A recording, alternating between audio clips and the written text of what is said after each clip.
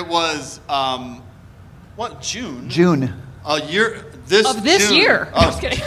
June of No. June of this year was 1 year since we met. We met at the Christian Comedian Association. A year ago. Conference retreat. And, right? Yeah. Did I say That's that right. right? Okay. Something like that. Yeah. And we were there near Indianapolis. And we realized we live in the same city. We both lived in Atlanta at the time. And, yeah. And then we got engaged. 2 weeks later. No, that was slight exaggeration. We got engaged like 3 months later. Yeah, 3 months from when we started dating. But we're old, so like, you can't waste time. And the till death part of the vows are not as intimidating at our age. True. It's not as scary. No.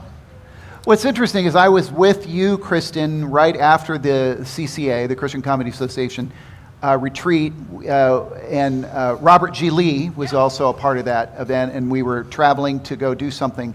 And you were basically saying that you were very content. I was very content being single, and we had met at that point, and you were still not on my radar as a potential because he shared an expanded version of his story that you heard a little bit of tonight, which I totally suggest going to YouTube and typing Not in the Isaac bombing Whitty story.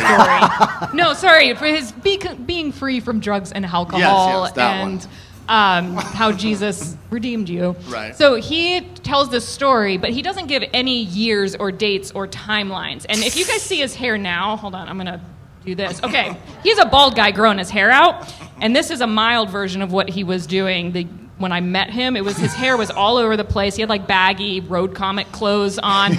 So in my mind, he's telling his story about being delivered from drugs, and I was like, oh my gosh, this just happened last week.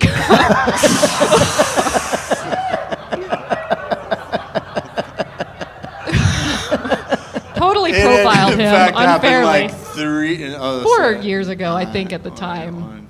4 years later. Yeah.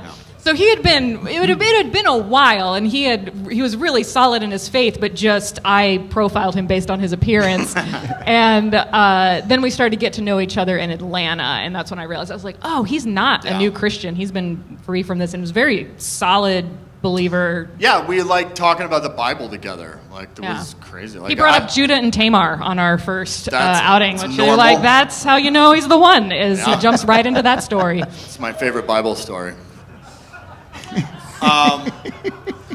We talked about, I had started reading the Bible about a year and a half before that, and I was just craving to talk to someone about the Bible, and I ran into someone who knows a lot about the Bible, so we had a lot in common, yeah. And she was a comedian too, so. And I was real pretty, right? And real pretty. Yeah. Yes, indeed.